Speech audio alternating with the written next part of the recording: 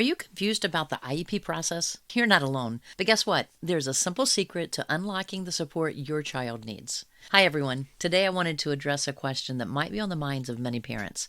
How do I get the IEP process started for my child? If you think your child might have a disability that's affecting their learning, you might feel unsure about where to begin. But the good news is there's a clear first step that you can take, and it all starts with the written request. Many parents don't realize that simply talking to their teacher or principal isn't enough.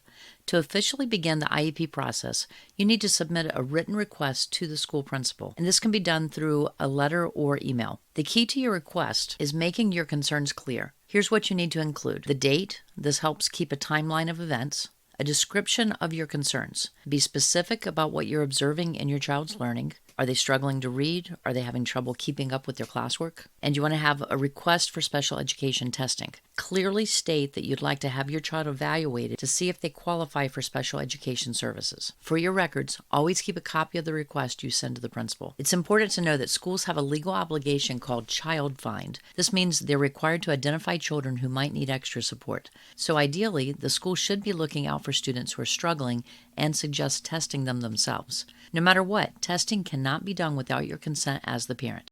Sometimes after you request testing, the school might recommend trying interventions first. These are specialized teaching methods used in the regular classroom to address your child's specific difficulties. The idea here is that if these interventions are successful, then an official disability label or special education might not be necessary. While interventions can be a positive step, it's important to understand that they shouldn't be used to delay or completely stop a referral for testing. These interventions can actually be implemented during the testing period, which can take up to 90 days from the date of your referral letter. Ultimately, the results from both the interventions and the formal testing will work together to determine if your child qualifies for an IEP. Remember, advocating for your child's needs is an important part of being a parent. By taking the first step and submitting that written request, you're opening the door to ensure your child gets the support they deserve. If you have any questions about the IEP process or anything else related to special education, leave a comment below and I'll be happy to help. And hey, while you're here, consider subscribing to the channel for more videos on navigating the world of special education from a parent's point of view. There's a lot to learn, but together we can empower our children to succeed.